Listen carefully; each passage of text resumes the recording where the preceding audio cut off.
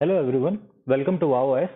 So let's cover December 3rd editorial. Okay, so basically there are two important articles. One is regarding this G20 summit, and another one is regarding political representation of different sections, which was written by Varun Gandhi. Okay, इसके अलावा जो दो articles हैं, one is regarding East India, Eastern India, but there are no factual takeaways. It's just a discussion with no factual takeaway.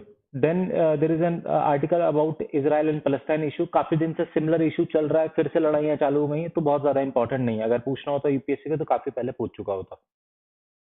चलिए अब तो before we start, this is our Telegram channel वाओएस. आपको यहाँ पर जो है वाओएस के एडिटोरियल के नोट्स मिल जाएंगे. So if you want you can search on Telegram and join our channel. ठीक है, चलिए नोट्स देख लेते हैं. So these are our notes. Basically, in almost in a page we have covered the editorial. See, almost in a page we have covered it. Okay. तो पहला क्या है कि G20 समिट जो है दिसंबर 1 को हमारे पास प्रेसिडेंशियल शिप आ गई है. इसके पहले इंडोनेशिया के पास थी. ठीक है, ये हो गया. पीएम ने क्या कहा उसके बारे में कि हमारा फोकस किस चीज पर रहेगा? Healing our one earth, creating harmony with in our one family and giving hope for our one future. तो ये रट सकते हैं आप, सीधा सीधा कहीं पर भी चेप दीजिएगा. अब देखिए इंडोनेशिया के साथ प्रॉब्लम क्या थी? सबसे बड़ी प्रॉब्लम थी शेड्यूलिंग मीट्स. ठीक है, शेड्यूल नहीं कर पा रही थी. दूसरी चीज क्या थी कि कोहेरेंस नहीं हो पा रहा था क्योंकि यूक्रेन वॉर चल रही थी. अब आधे लोग रशिया से चिड़े बैठे थे, साथ में फोटो खिंचाने तक को तैयार नहीं थे लोग. ठीक है, इंडिया का फोकस क्या रहेगा? Counter terrorism, supply chain disruption और ग्लोबल यूनिटी. ये तीन जो है इंडिया के फोकस पॉइंट रहेंगे इंडिया की प्रेसिडेंशियल शिप के अंदर. ठीक है, अब देखिए कंट्रास्ट बताया 2008 जब पहला समिट हुआ था यूएस में और 2022 में जब इंडिया में हो रहा है. जब 2008 में हुआ था तो सबको पता है कि फाइनेंशियल क्राइसिस आया था, वर्ल्ड फाइनेंशियल सिस्टम का क्राइसिस आया था. ये हो गया. इंडिया के साथ क्या क्या प्रॉब्लम है? एक तो रशिया यूक्रेन वॉर है, वेस्टर्न सेक्शन ऑन एनर्जी है, इकोनॉमिक डाउनटर्न है, पेंडेमिक वरीज और क्लाइमेट चेंज इश्यूज हैं. ठीक है, जो कि टेस्ट कर रहे हैं फाउंडेशन के किसके? ग्लोबलाइजेशन प्रिंसिपल को ये सारे जो है ना क्वेश्चन करने लग जा रहे हैं एंड इंटरकनेक्टेड ग्लोबल इकोनॉमी को. क्योंकि इससे हो क्या रहा है? अगर एक की इकोनॉमी डूबी तो सारों को ले डूबती है. ठीक है, एक मरी हुई मछली सारे तालाब को गंदा करती है. ठीक है, चलिए आगे देखते हैं. Indian politics need a dose of new experimentalism. अब बेसिकली यहाँ पर ये क्या कह रहे हैं? इन्होंने इस आर्टिकल में कैसे काम किया है? इन्होंने डिफरेंट सेक्शंस में डिवाइड किया है पॉलिटिकल रिप्रेजेंटेशन को. जैसे ट्राइबल रिप्रेजेंटेशन हो गया, फिर आपका जो है फीमेल रिप्रेजेंटेशन हो गया, फिर आपका जो है अदर सेक्स रिप्रेजेंटेशन हो गया, यूथ रिप्रेजेंटेशन हो गया. उस पे इन्होंने इंटरनेशनल एग्जांपल्स दिए हैं. फिर बताया कि इंडिया में क्या सिचुएशन है और इंडिया कैसे इंप्रूव कर सकता है, थोड़ा सा बताया उसके बारे में. और लास्ट में एक बढ़िया सा कंक्लूजन दिया है. तो चलिए देखते हैं. सबसे पहला है नेटिव ट्राइबल पार्टिसिपेशन. यूएस का जो हाउस ऑफ रिप्रेजेंटेशन वहां 2022 में मैरी पेल्टोला जो है नेटिव अलास्कन है, उनको रिप्रेजेंटेशन मिला. 2006 में हिलेरिया सुपा हुआमान ये पेरू कांग्रेस में आई.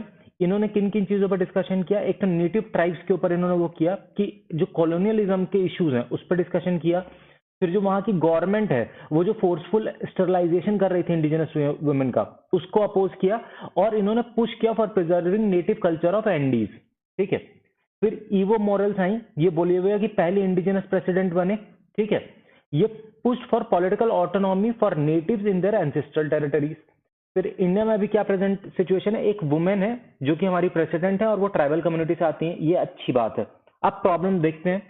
जो ट्राइबल रिप्रेजेंटेशन है पार्लियामेंट्री कमिटीज में वो बहुत कम है. उसमें से भी जो लोग हैं वो ऑलमोस्ट 60% जो SC/ST है ट्राइबल कमिटीज में मेंबर्स, उसमें से 60% जो सोशल जस्टिस कमेटी में ही है. बाकियों में सोचिए, बाकी सारी कमिटीज का मिलाकर के 40% है. ठीक है, बहुत कम पार्टीज ऐसी जहां पर लीडरशिप के अंदर SC/ST हैं. हमारी बहुजन समाजवादी पार्टी, ठीक है, एक उसमें से है. एंटी डिफेक्शन लॉ जो है उसमें चेंजेस लाने चाहिए, क्योंकि अगर पार्टी के स्टैंड से हट करके कोई बोलना चाहता है तो वो नहीं बोल सकता है. इस चीज पे एक डिस्कशन यहाँ पर है. उसके बाद ये कह रहे हैं कि 0 आवर्स में कभी कभार चांस मिलता है इन लोगों को बोलने का, वरना ये बोल ही नहीं पाते हैं. ठीक है, फीमेल के बारे में बात किया है, एक एग्जांपल ये है अलेक्जेंड्रिया ओकेसियो कोर्टेज। बेसिकली यहाँ पर इन्होंने एग्जांपल्स ही दिए हैं। These facts can be used, ऐसे राइटिंग में भी हेल्प करेगा, और अगर इंडियन पॉलिटिक्स में जो इश्यूज हैं उनसे रिलेटेड कोई क्वेश्चन आ जाता है तो उस पर भी हेल्प करेगा कि जो रिप्रेजेंटेशन है वो मल्टीफेसेटेड होना चाहिए, वो नहीं है इंडियन पॉलिटी में, ठीक है। फिनलैंड का एग्जांपल दिया है, ठीक है। फिर आपका कनाडा का example, these things you can directly read through it. मैं नाम लेकर के आपका टाइम खराब नहीं करूंगा। इंडिया में प्रॉब्लम क्या है, देखिए वुमेन रिप्रेजेंटेशन बिल जो है, जिसमें 1/3 रिप्रेजेंटेशन वुमेन को दिया जाना चाहिए, उसकी बात तो सब कर रहे हैं, लेकिन आज तक ये बिल जो है नहीं आ पाया, ठीक है। यूथ के पार्टिसिपेशन की बात कर रहे हैं, देखिए एक्लियंस पे जो है चांसलर बना 31 ईयर्स में, 24 ईयर्स में फ्रांस में एक बंदा जो है एमपी बना है, ठीक है। इंडिया में क्या है, इंडिया में जो एवरेज है वो 1999 से 2019 तक जो है वो 50 के ऊपर रहा है, ठीक है। एवरेज एमपी की जो एज है, ठीक है, 52 था 1999 में, 59 हुआ 2014 में, उसके बाद थोड़ा कम हुआ ये, ठीक है। अब ये कह रहे हैं कि पॉलिटिकल इंटरवेंशन होना चाहिए जिससे कि यूथ का पार्टिसिपेशन बढ़े। वो कैसे होगा, कोटा लेकर के आओ यूथ का, प्रोपोर्शनल रिप्रेजेंटेशन लेकर के आओ, और इनर पार्टी डेमोक्रेसी लेकर के आओ, ठीक है। ये 3 इनिशिएटिव उन्होंने बता दिए। इसके बाद क्या बोला, non normative sexuality. Non normative sexuality मतलब बेसिकली LGBTQ प्लस जो है उसके बारे में बात कर रहे हैं ये। उसके एग्जाम्पल्स कुछ दिए। इंडिया में भी शबनम मौसी, मधुबाई किन्नर, इनके एग्जाम्पल्स हैं, लेकिन बहुत कम है ऐसे लोग, ठीक है। और जो सेक्स है वो एक तरीके का करियर स्टॉपर माना जाता है पॉलिटिक्स में। अगर आप किन्नर है तो आपको रिप्रेजेंटेशन नहीं मिलेगा, ऑब्वियस सी बात है ये, ठीक है। बेसिकली सिर्फ पॉलिटिक्स क्या, थ्रू आउट एम्प्लॉयमेंट जो है आपको एम्प्लॉयमेंट नहीं मिलता है if you are not male और फीमेल, ठीक है। अब इसको क्या कह रहा है कि LGBTQ issue should be dealt by the department of social justice and empowerment along with creation of employment support groups, ठीक है। ये इन्होंने एक वे आउट दिया है।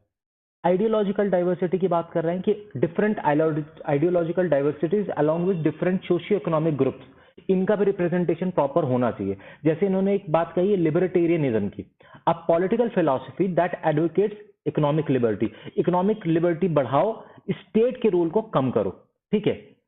Has many adherent across democracies. इसमें एग्जांपल दिया है Reason Party in Australia, New Party Brazil, Dawn of Liberty Party South Korea and Libertarian Party United States. ये सारे एग्जांपल्स दिए, ये रट लीजिएगा, ये बहुत हेल्पफुल होगा आंसर राइटिंग में।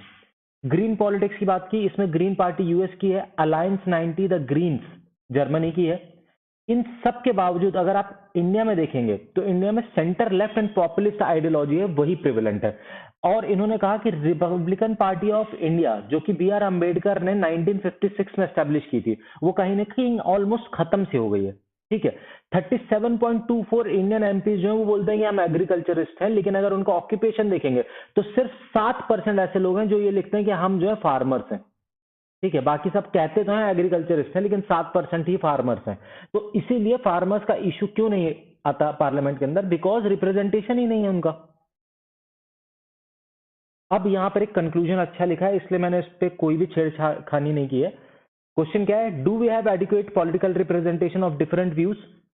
Indian democracy seems to be stuck in a hard place as the middle class and professionals have by and large ceded from politics, while other countries offer pathways in politics to individuals from various backgrounds.